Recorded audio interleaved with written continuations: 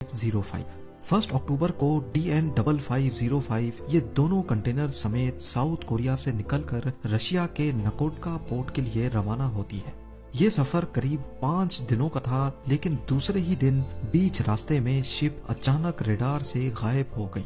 Record में देखा गया कि 18 दिनों के बाद DN5505 दोबारा से रेडार पे शो होती है, लेकिन अब वो रशिया से वापस साउथ कोरिया आ रही थी।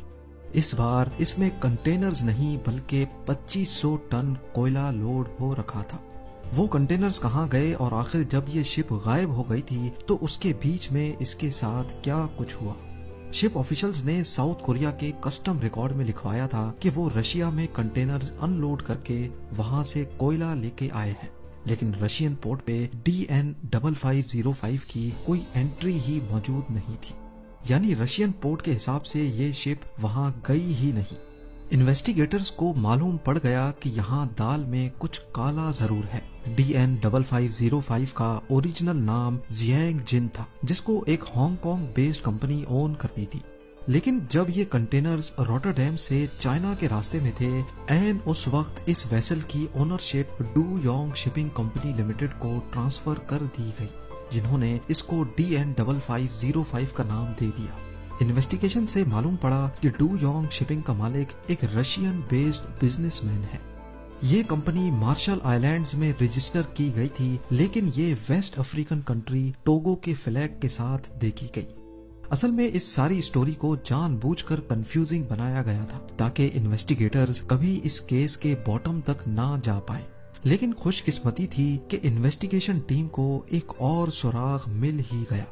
DN5505 को जिस दिन रशिया पहुंचना था उसके 3 दिनों के बाद 7 अक्टूबर को 3 इल्यूजन 76 एयरक्राफ्ट्स ने नॉर्थ कोरिया से रशिया के शहर व्लादिवोस्टॉक में लैंड किया। और ये जहाज नॉर्थ कोरियन मिलिट्री सिर्फ तब इस्तेमाल करती है जब उनको हैवी कार्गो ट्रांसपोर्ट करना हो।